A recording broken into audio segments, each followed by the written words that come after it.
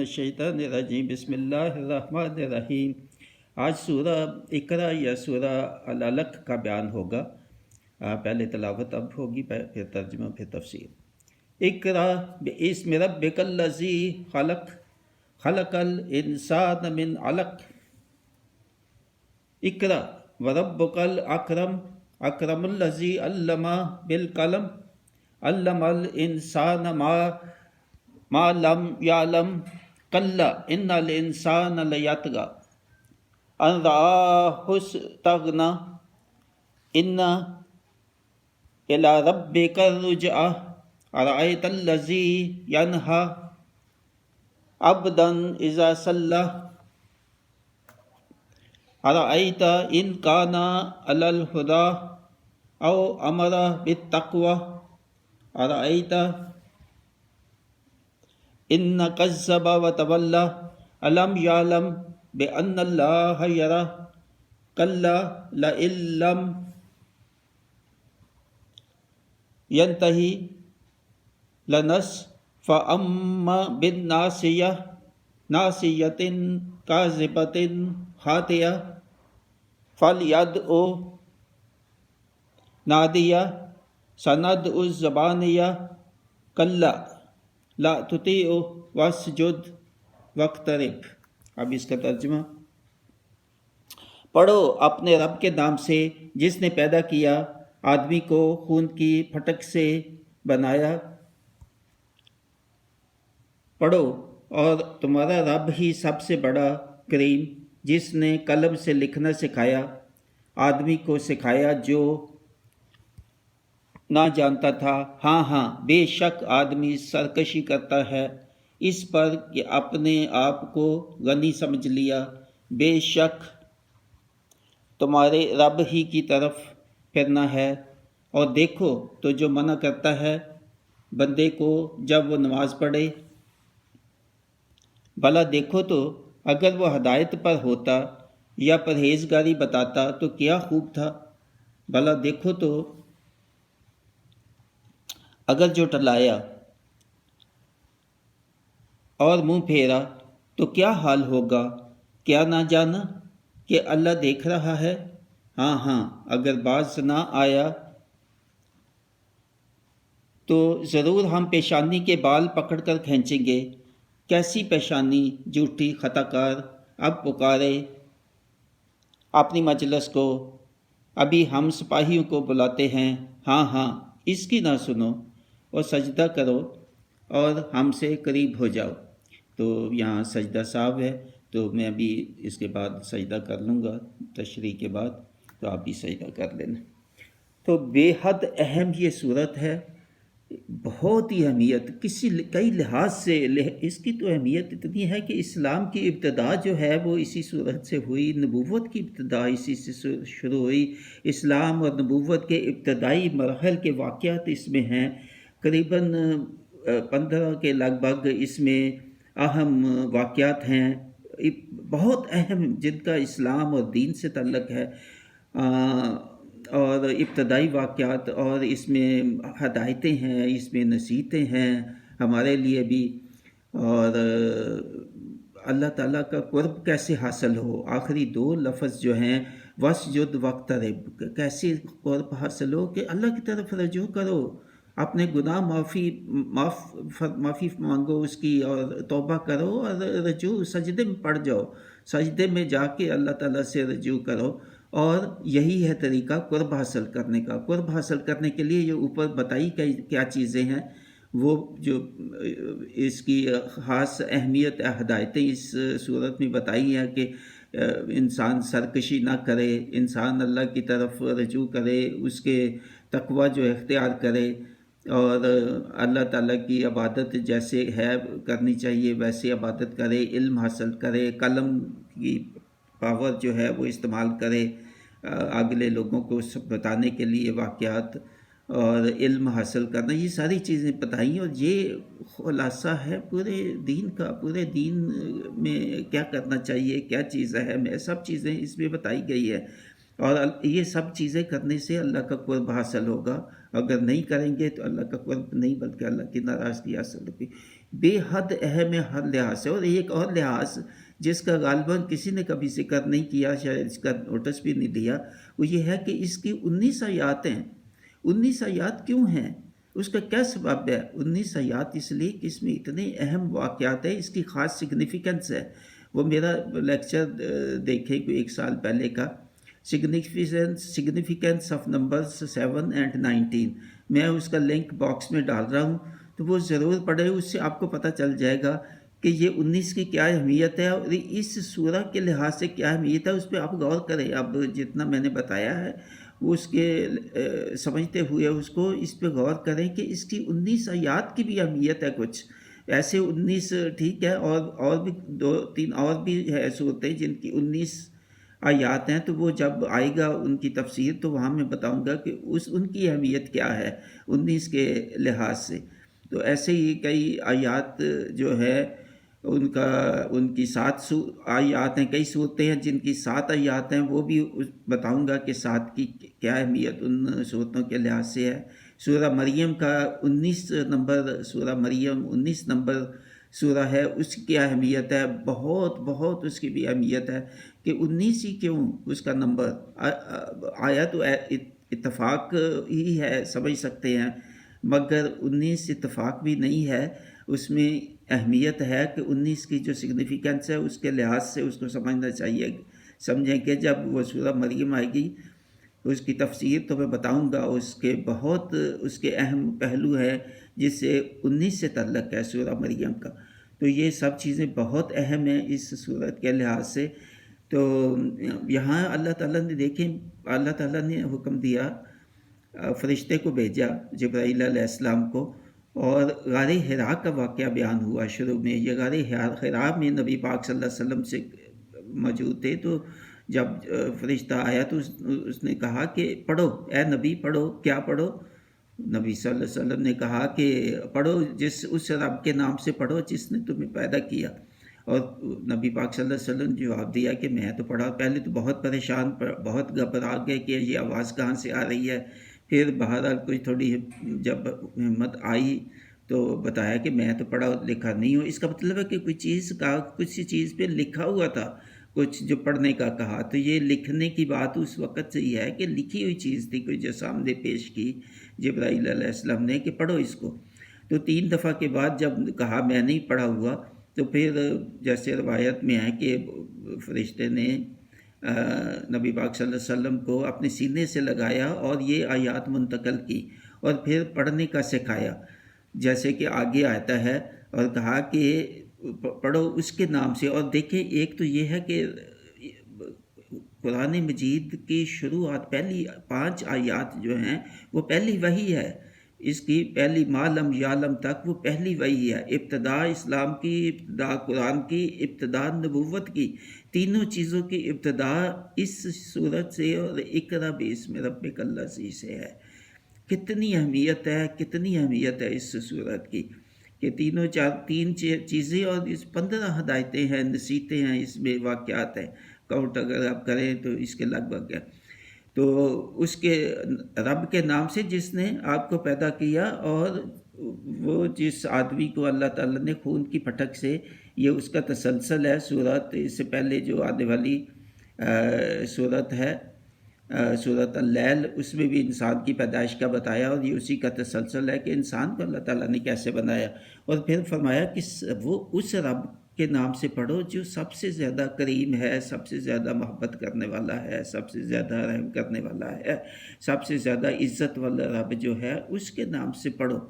اور اس رب کے نام سے جس نے قلم سے لکھنا سکھایا، یعنی قلم سے لکھنا بھی سکھایا انسان کو۔ یہ اللہ تعالیٰ کی قدرت تھی کہ اس نے انسان کو لکھنا سنایا تاکہ پچھلی جو پرانی کتابیں تھیں، توریت اور انجیل، وہ بھی منتقل نہ ہوتی حضور کے زمانہ میں اور اب تک، کہ اگر اللہ تعالیٰ نے قلم سے لکھنا انسان کو نہ سکھایا ہوگا۔ قلم کی اہمیت یہاں پاور آف پین یہاں بتایا کہ کیا ہے، اتنی زیادہ کہ کوئی چیز منتقل ہو ہی نہیں سکتی تھی پچھلی امتوں کے اگلی امتوں تک۔ کوئی علم، وہ قرآن کا علم تھا یا دوسرے بہت علم تھے جو منتقل ہوئے، اور اب تک منتقل ہو رہی ہے قلم کی. قلم اب جو ہے وہ کمپیوٹر بھی قلم ہے، یہ چھاپا خانہ پرنٹنگ پریسز، اور کوئی چیز جو ہے وہ کاغذ پہ لکھنے والی ہو یا الیکٹرانک ہو، وہ سب قلم میں ہی آتی ہیں. اسی کی تفسیر میں تو اس کی قلم کی اہمیت بتائی بے حد، کہ یہ قلم کرنا سکھایا جاتا اللہ تعالیٰ کو. تو اب آج تک یہ جو انوینشنز ہوئی ہیں، سائنٹیفک ہوئی ہیں، علوم کی ہوئی ہے، فلسفے کی ہوئی ہیں، وہ کچھ بھی نہ ہوتا، کیونکہ یہ ساری کتابیں منتقل ہوئی تو ان کے اوپر آگے لوگوں نے مزید غور کیا اور مزید اس کو علم کو بڑھاتے گئے اور لکھتے گئے اور ہم تک اب پہنچا. اور ہمارا اب کا علم جیسے ہے وہ اب اگلی نسلوں تک پہنچے گا. تو علم قلم کے بعد پھر بتایا کہ علم کی کیا اہمیت ہے. پھر بتایا کہ آدمی کو ہم نے سکھایا وہ جو نہ جانتا تھا پہلے، علم وہی علم جو منتقل ہوا قلم کے ساتھ. علم بھی power of knowledge, power of pen اور پاور آف نالج کی اہمیت یہاں بتائی گئی کہ وہ کیا ہے. تو علم جو ہے پچھلی جو پرانی امتیں تھیں ان کا دین بھی اسلامی تھا، تو اس کو منتقل کیا توریت سے، انجیل سے اور باقی صحیفوں سے اور باقی جو بھی کتب تھی آسمانی اور لوگوں کی لکھی، اور باقی بھی علوم دنیا کے بھی جو فلسفے کی اور چیزیں جو آج تک منتقل ہم تک ہوئی ہے، سائنس بھی، تو وہ سب علم میں شامل ہے. کوئی ڈاکٹری کا علم ہو، انجینئرنگ کا علم ہو، سائنس کا علم ہو، فلسفہ کا علم ہو، ایسٹرالوجی، ایسٹرانومی اور باٹنی اور زولوجی، کوئی سارے علوم جتنے ہیں یہ سب اس علم میں آتے ہیں کہ اللہ تعالیٰ نے یہ سب کچھ انسان کو سکھایا جو وہ کچھ بھی نہیں جانتا تھا جب پیدا ہوا. تو کتنی اہمیت ہے اس کی، ایک ایک لفظ کی اہمیت ہے. جتنے لفظ ہیں میں تو کہتا ہوں اتنی اس کی اہمیت ہے، اتنی تعداد ہے. میں ویسے 15 جو میں نے گنے تو بڑی بڑی جو چیزیں ہیں وہ بتائی ہیں. تو ویسے 19 آیات ہیں، تو آپ کاؤنٹ کریں تو اس کی 19 نکات بنتے ہیں اہمیت کے. 19 نکات اس کے اہم باتوں کے 19 ہی ہیں. اور پھر فرمایا ہاں بے شک آدمی کا دیکھیں اللہ تعالیٰ نے کہا ہے یہ سرکشی کرتا ہے. سرکشی کتنا بڑا گناہ ہے کہ وہ گناہ جو جانتے ہوئے بھی اس کا گناہ کرے اور پھر اس پہ اکڑا رہے اور شرمندگی نہ ہو، اس پہ معافی نہ مانگے اور اس کو بعض کو احساس بھی نہ ہو کہ میں گناہ کر رہا ہوں. یہ ہے سرکشی. گناہ کر کے بھی گناہ کو نہ سمجھنا اور اس کا معافی نہ مانگنا اور اس پہ پچھتانا نہ، یہ ہے وہ سرکش انسان. اور یہاں خاص طور پہ ابو جہل کو مخاطب کیا جا رہا ہے، کیونکہ وہ بہت سرکش تھا. وہ اپنے آپ کو سردار سمجھتا تھا، میں سب سے زیادہ طاقتور ہوں، میرا قبیلہ سب سے زیادہ ہے، میری قوت، میری دولت، میری شان، میرا رتبہ، میری سرداری سب سے زیادہ ہے قریش میں. تو یہ ابو جہل کی سرداری اور اس کی سرکشی کا بھی ذکر ہے. اس جیسا کوئی بھی انسان اب ہم میں سے ہو تو وہ اس کی طرف بھی یہ اشارہ ہے. اور یہ فرمایا کہ یہ جو ہے ابو جہل یہ اپنے آپ کو بہت سمجھتا ہے بڑا غنی ہوں. یہ سمجھتا ہے کہ میں خانہ کعبہ کی خدمت کر رہا ہوں اور میں اتنا جو ہے وہ لوگوں کو کھانے کھلاتا ہوں روز، اور میں اتنا لوگوں کی خدمت کرتا ہوں، خانہ کعبہ کی خاص طور پہ میں اتنی خدمت کرتا ہوں، اور میں اتنا مالدار ہوں تو مال بھی خرچ کرتا ہوں. تو یہ سب کچھ غنی سمجھتا ہے اپنے آپ کو. کیا یہ جو کچھ ہے اس کا اللہ کا دیا ہوا نہیں ہے؟ اللہ کا شکر نہیں ادا کرتا جو کچھ اس نے اللہ تعالیٰ نے اس کو عطا کیا، بلکہ یہ سمجھتا ہے کہ یہ خود اپنے آپ سے غنی بن گیا. اس کی دولت، اس کا مال، اس کا رتبہ، اس کی شان، اس کی سرداری اس کو خود سے مل گئی، اللہ تعالیٰ نے سب کچھ اس کو عطا کی تھی. مگر یہ سمجھتا نہیں ہے کہ یہ اس نے ایک دن تو رب کی طرف پھرنا ہے اور اس کو ان سب سوالوں کا جواب دینا ہوگا کہ کیوں اس نے سرکشی کی، کیوں اس نے اپنے آپ کو غنی سمجھا اور اللہ تعالیٰ کو شکر نہ ادا کیا. تو بھلا دیکھو. اور پھر یہ کہا کہ یہ بجائے اس کے کہ خود یہ سرکشی کرتا تھا، خود یہ تکبر کرتا تھا، یہ تو نبی پاک صلی اللہ علیہ وسلم کو، اصحاب کو خانہ کعبہ میں نماز پڑھنے سے بھی روکتا تھا اور نیک کاموں سے روکتا تھا. جو لوگ جو اسلام قبول کرنے آتے تھے، کرنے کی خواہش ہوتی تھی، ان کو یہ روکتا تھا، ان پہ ظلم و ستم کرتا تھا، ڈانٹتا تھا، ان کو بے حد زیادتیاں ان کے ساتھ ہوتی تھی جو بھی اسلام قبول کرنا چاہتا تھا. تو اللہ تعالیٰ کہتا ہے یہ خود ہی نہیں تھا سرکش، یہ لوگوں کو بھی منع کرتا تھا دین پہ عمل کرنے کی، دین قبول کرنے کی، اور یہ نبی پاک صلی اللہ علیہ وسلم کو منع کرتا تھا جب وہ نماز پڑھتے تھے خانہ کعبہ میں، ان کو جان سے مارنے کی نعوذ باللہ دھمکیاں دیتا تھا، اور کہ یہاں نماز اپنا طریقہ نیا جو آپ نے بنایا ہے اس پہ نہ پڑھو، عبادت کرنی ہے تو ہمارا جو پرانا طریقہ ہے بتوں کے سامنے کھڑے ہو کے اس طرح عبادت کرو۔ تو یہ اس طرح بھی جو ہے نا وہ اس کی جو ہے نا اس کو تنبیہ کی کہ باز آ جاؤ ان باتوں سے۔ تو اگر نہ باز آیا اور یہ ہدایت جو تمہیں پیش کر رہے ہیں نبی پاک صلی اللہ علیہ وسلم، اگر تو نے نہ قبول کی یہ ہدایت تو تم پہ وہ ہوگا، اور تو آنا تو میرے پاس ہی ہے، تو پھر دیکھ لینا، مگر اگر تو ہدایت قبول کر لے، یہ جو نبی تجھے پیش کر رہے ہیں، تو دیکھو تمہارے لیے کتنا اچھا ہوتا کہ تو پرہیزگاری خود بھی اختیار کر لیتا اور لوگوں کو بھی پرہیزگاری کی بات بتاتا، اچھی بات بتاتا، بھلائی کی بات بتاتا، دوسروں کو بھی بتاتا کہ آؤ یہ اسلام اچھا دین ہے، اس کو قبول کرو، نبی پاک صلی اللہ علیہ وسلم کی نبوت کو قبول کرو، خود بھی قبول کرتا، دوسروں کو بھی دعوت دیتا اس کی، تو تمہارے لیے یہ کتنا اچھا ہوتا، دنیا کے لیے بھی تو آخرت کے لیے بھی۔ مگر دیکھو تو نے اس سب کو جھٹلایا، سب کو قبول نہ کیا، اور تو نے منہ پھیرا، جھٹلایا بھی اور اس سے منہ پھیرا خود، یعنی وہ منہ پھیر کے چلا جاتا تھا کہ جی جیسے توقیر کرنی، بے عزتی کرنی، ذلیل کرنے کی کوشش کرنی، نعوذ باللہ، اصحاب کی بھی جو ہے نا وہ کوشش کرنی کہ ان سے بھی منہ پھیرے، ان کے سامنے آمنا سامنا ہو تو ان کو جو ہے نا وہ برا بھلا کہتا تھا، نہیں تو منہ پھیر کے دوسری طرف سے چلا جاتا تھا، اور قبول نہیں کرنے کی کوشش، اس کی کوئی خواہش نہیں ہوتی تھی، سننے کی بھی خواہش نہیں ہوتی تھی نبی پاک صلی اللہ علیہ وسلم جب بیان کوئی کرتے تھے۔ تو کیا اس نے سمجھا کہ اس کا کیا حال ہوگا جب یہ میرے پاس آئے گا؟ اس کو خیال نہیں ہے جیسے اوپر ہوا کہ اس نے آخر تو میرے پاس ہی آنا ہے، تو پھر اللہ دیکھ رہا ہے، سب کچھ لکھا جا رہا ہے، فرشتے اس کے اعمال لکھ رہے ہیں، برے اعمال۔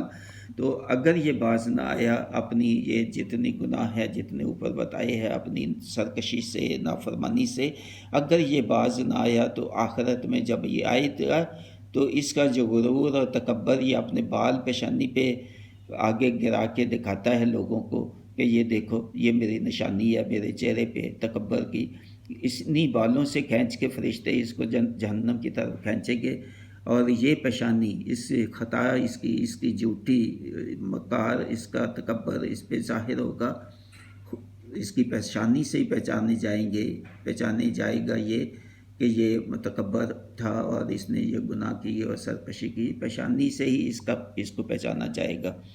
اور پھر یہ بلایا کہ اب تم بڑا کہتا تھا کہ میری بڑی مجلس ہے، میرے بڑے لوگ ساتھ ہیں، میری بڑی دولت ہے، میری سرداری، کہ اللہ تعالیٰ نے فرمایا کہ جب یہ میرے پاس آئے گا تو اس کو کہیں گے فرشتے کہ اب لے آؤ ان سب کو جو تمہارے ساتھی تھے، کہ تمہیں یہ بچا سکیں جو انجام تمہارے ساتھ اب ہونے والا ہے، تو اگر تجھے بچا سکتے ہیں تو بلا لو۔ تو اللہ تعالیٰ بھی اپنے سپاہیوں کو بلا لے گا، یہ جو فرشتے ہیں تو وہ بلا لے گا، پھر دیکھ لیں گے کہ تمہارے ساتھ کتنی تمہاری وہ مدد کریں گے، جن کا تو اتنا سہارا لیتا تھا، جن کی وجہ سے تو تکبر کرتا تھا، تو وہ کتنا تجھے بچا لیں گے اس انجام سے جس کو تم اب پہنچ رہا ہے۔ تو ہاں اس کی نہ سنو، نبی پاک صلی اللہ علیہ وسلم کو کہا کہ اس کی نہ سنو، یا ان جیسے لوگوں کی نہ سنو جو لوگوں کو روکتے ہیں نیکیوں سے، بلائیوں سے، بدیوں سے۔ یہ ہمارے لیے بھی ہے کہ کوئی نیک کام کرنا ہو تو دوسرے روکیں گے، شیطان جو ہے وہ روکے گا، لوگ ایسے روکیں گے آپ کو، جب بھی کوئی نیک کام کریں گے تو آپ کو روکیں گے۔ جیسے میں یہ کام کر رہا ہوں تو کئی لوگ جو ہے وہ مجھے بھی یا اور ایسے لوگوں کو وہ کہتے ہیں جی اچھا بھلا انسان تھا، یہ کیا مولوی بن گیا، مسیحی بن گیا، اور یہ لوگ طنز کرتے ہیں ایسے، کسی طرح سے مذاق سے کہیں یا کسی طرح سے، بہت غلط بات ہوتی ہے۔ تو لوگ نیکی کے کام سے، بہت لوگ ہیں وہ بھلائی کے کام سے وہ روکتے ہیں، وہ کہ یہ نہ کرو، تو یہ تمہاری لوگ مخالف ہو جائیں گے، تمہاری ملازمت کا مسئلہ آ جائے گا، تمہارا اور کوئی مسائل تمہارے پاس، تمہارے لیے لوگوں کے آ جائیں گے، لوگ تمہارے مخالف ہو جائیں گے، تمہاری شہرت خراب ہو جائے گی، یہ ہو جائے گا، وہ ہو جائے گا۔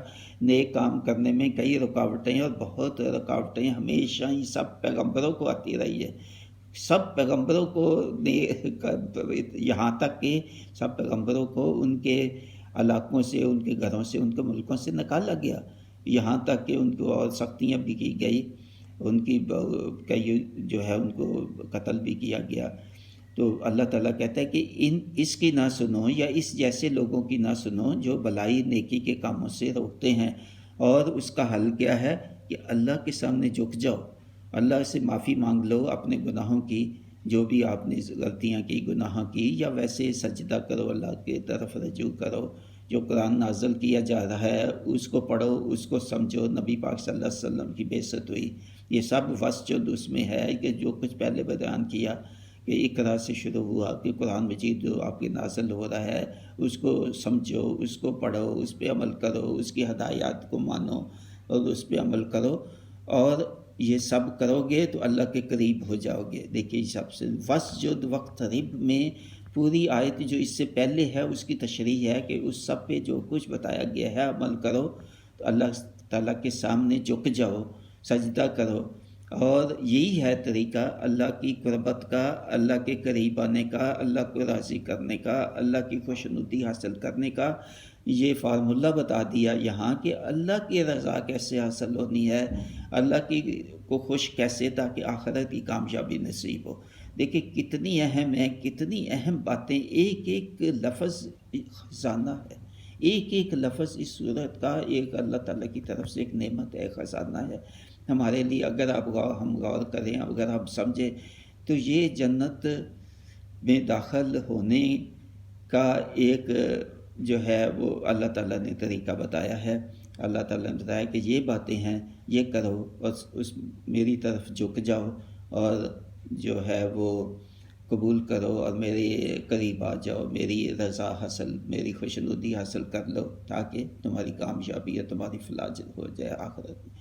تو سجدہ ضرور کر لینا۔ وما علینا الا البلاغ، مع السلامہ، مبشر محمود شاہ۔